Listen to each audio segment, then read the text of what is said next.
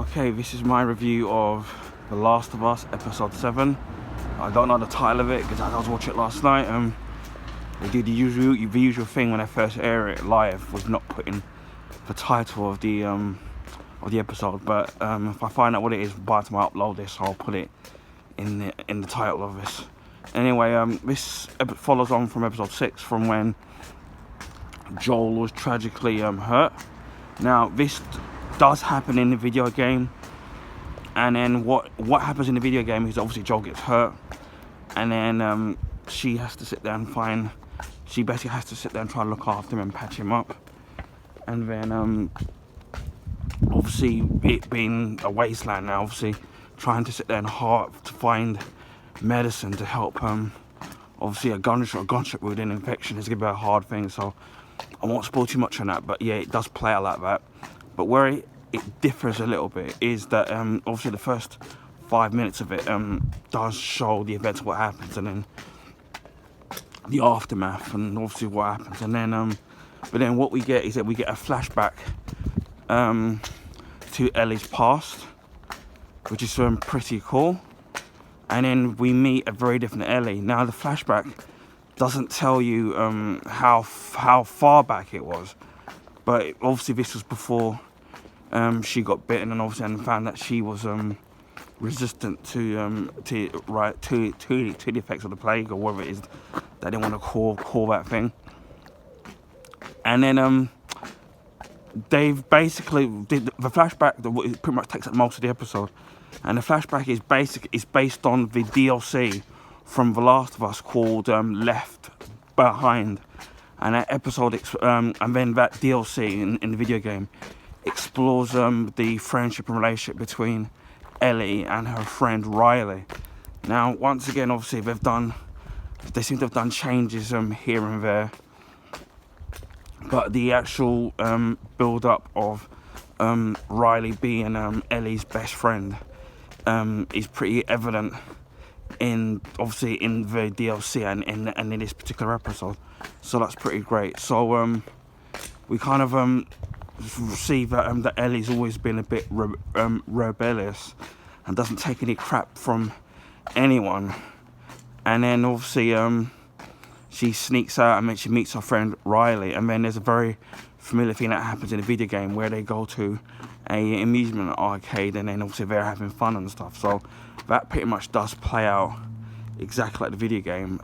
There are, I think, bits here and there that have been taken out because the DLC itself, Left Behind, wasn't that long anyway. But the actual tragic events of what happens at the end of that DLC happen exactly the same way as it does in the video game to the TV adaptation. But what's kind of really great, as I said, is that you see the parallels of you kind of understand why Ellie herself doesn't let people get close to her, because everybody that she gets close to, right, she ends up losing them, or she finds it hard trusting people. So you kind of see parallels between her relationship with Riley and obviously and her relationship with Joel. But that entire flashback pretty much takes up most of the episode.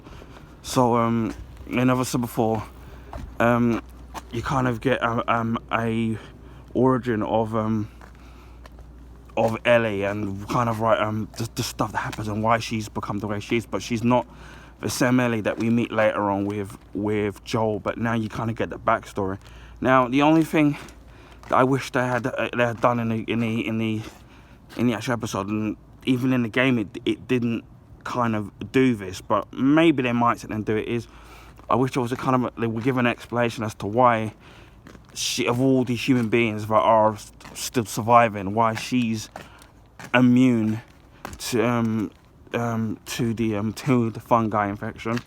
I mean, I hope that they do kind of explain this in the actual TV series, because obviously it's written by Neil Druckmann. So, and then with the game, they have done a lot of stuff with fleshing out the story and character plots and the character arcs, and then so I hope they do that. I mean, or maybe I'm missing something. Maybe in the video game it did, but I've just missed what it is. As I said before, the actual DLC Left Behind, obviously the one featuring Ellie and Riley. I have played it, but I haven't played it for ages, and I'm really gonna get back to. I think I will play that again at some point, and then I probably will put it up on my YouTube, because I've done a playthrough of The Last of Us Part 1. I do have The Last of Us Part 2, which I bought about just under a year ago, which we'll get around to playing. But yeah, the episode was really great, and then we flash back to Ellie and Joel, and then it's something that Riley tells Ellie, and then it kind of resonates with her wanting to try and save Joel from his injuries. And there's a kind of a nasty thing that kind of happens in terms of what Ellie has to do, and it even made me wince, even though I know it's not real, but it's going to be very interesting. And then obviously that's pretty much how it ends, and then obviously we get like a couple of minute preview next episode where Ellie has to sit there and try and find some medicine to help Joel, which does exactly happen in the video game. It's going to be very interesting to see how that's going to play out, because that was interesting in the video game. Now, whether or not it's going to be 100% exactly the same, or they take out bits, or maybe they even add extra bits in it to kind of flesh it out here and there. But it's going to be very interesting. But yeah, there's only 2 episodes left now, so it's going to be very interesting and to see how everything plays out as we get to the end of season 1. But episode 7, that's a very enjoyable episode, and it did a good job of actually fleshing out some of Ellie's backstory, and as to why, and he